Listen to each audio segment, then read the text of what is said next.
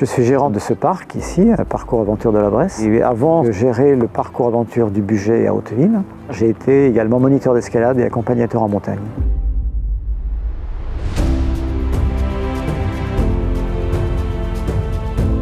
Lorsque j'ai repris le parcours aventure du Bugey à Hauteville, qui avait 6 saisons d'existence seulement, il était évident qu'il fallait désinstaller les parcours parce que les arbres grossissants et la technologie à l'époque utilisée ont fait que les arbres avaient des blessures importantes, même choquantes je dirais, pour quelqu'un qui aime la forêt, et qui aime les arbres et qui aime la nature. Et ça m'a amené à me poser la question, mais est-ce qu'on n'a que cette solution, que cette technologie qui consistait à pincer, à serrer nos installations sur les arbres, qui provoquait donc des étranglements? Est-ce qu'il n'y avait que cette façon de procéder, ou est-ce qu'on pouvait imaginer une autre approche qui ménage mieux le végétal et qui le respecte plus?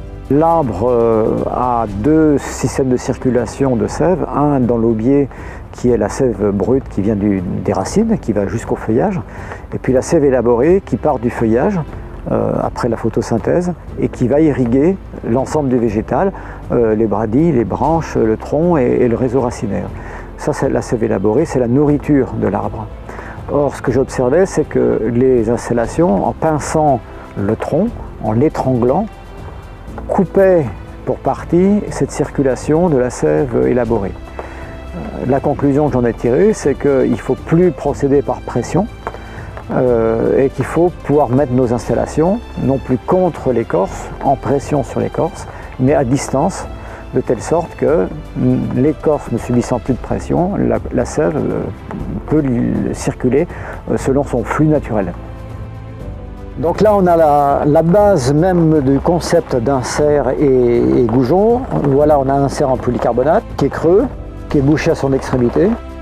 Et on a un goujon anti-fileté, un diamètre de 27. L'objet, ce sera de l'insert soit dans le tronc à peu près pour la moitié. Voilà, donc le goujon rentre librement dans l'insert. Cette partie-là est dans le bois, cette partie-là étant extérieure, c'est la zone de croissance de l'arbre. Sur cette partie-là va être fixée la structure bois de la plateforme.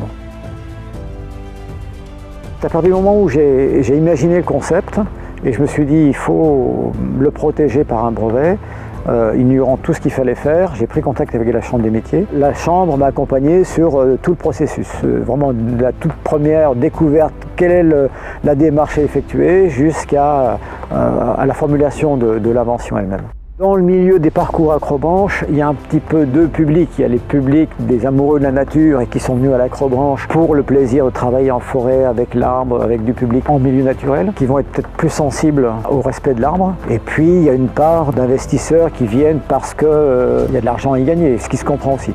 Ce qui va réunir tout le monde, lorsqu'on observe les dommages sur les arbres par les installations traditionnelles et qu'on voit qu'on met en péril notre boisement, et à un moment donné, en tant qu'on soit investisseur amoureux de la forêt ou pas, on se pose quand même des questions, on se dit il faut qu'on change de méthode, il faut qu'on change d'approche.